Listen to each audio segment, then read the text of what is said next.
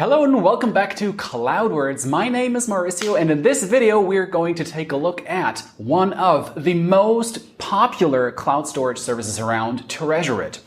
Tresorit gets a lot right when it comes to security and privacy, but we have a few issues when it comes to pricing. If, however, you're looking for a provider for your small business with data centers in Europe, then this Tresorit review is going to be right up your alley. If you're not sure where to start with cloud storage and all that stuff, do go directly to cloudwords.net and click on our cloud storage category. You'll find hundreds of guides, reviews, and articles to help you out. As always, make sure to click that subscribe button and hit the bell to get notified whenever we upload new content to this channel.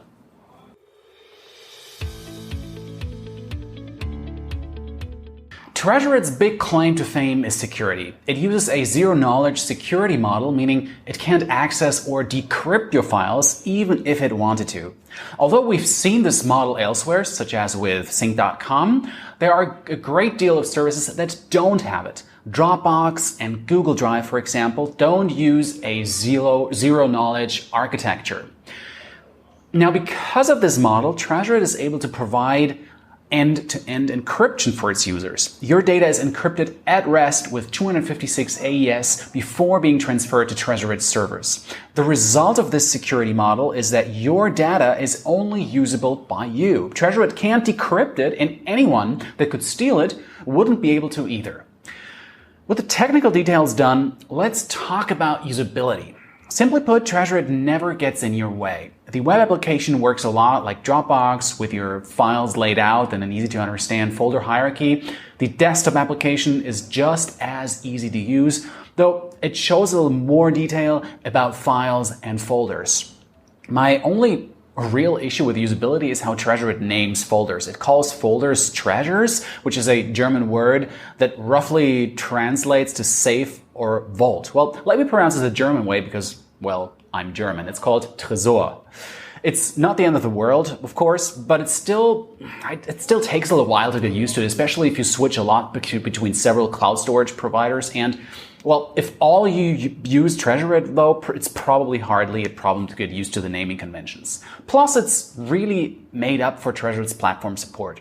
Of course, you have the web application and local applications for Windows and Mac, as well as mobile apps for Android and iOS. Tresorit is one of the few cloud storage services with a native Linux application, which is always great to see. Go Team Penguin! On desktop, you can sync files by placing them in your Tresorit folder, just like any other cloud storage application. However, Tresorit also supports network drives. These network drives function like a standard hard drive on your computer, just one that's stored in the cloud. For files that you don't need access to, network drives are a great way to save space on your local drives. Tresorit isn't perfect though. It's a feature-packed cloud storage service that's pretty easy to use and highly secure, and it knows that. For personal users, it's one of the most expensive services on the market, with the 2.5 terabyte plan coming in at nearly $30 per month. We hope that Tresorit will bring down its personal subscription prices soon, and thankfully, it's still a good and very solid option for businesses.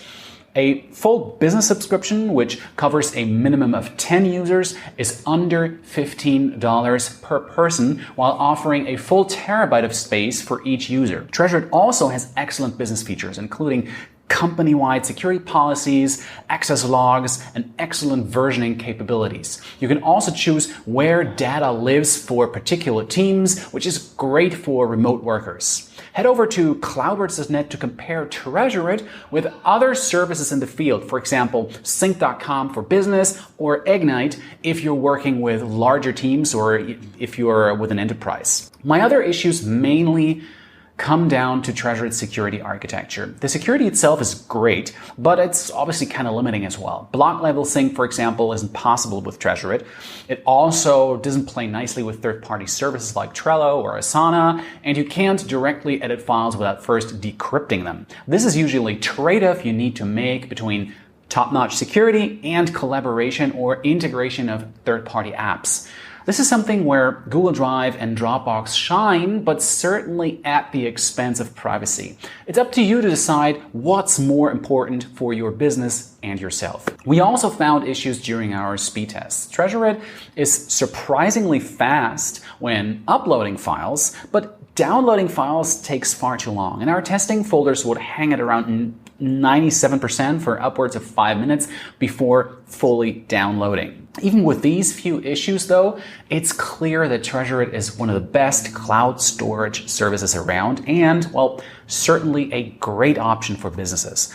It's a little expensive, well, but considering how easy the platform is to use and how excellent the security is, that's hardly a problem. If you're interested in reading our in-depth analysis of Tresorit, you can find our written article in the description below, as well as a link to sign up. There's a free 5 GB account that you can use, but it's very limited in features and primarily for sending files to other users. While you're down there, make sure to also click the thumbs up and leave a comment with your thoughts on Tresorit. And hopefully I'll see you next time here on this channel.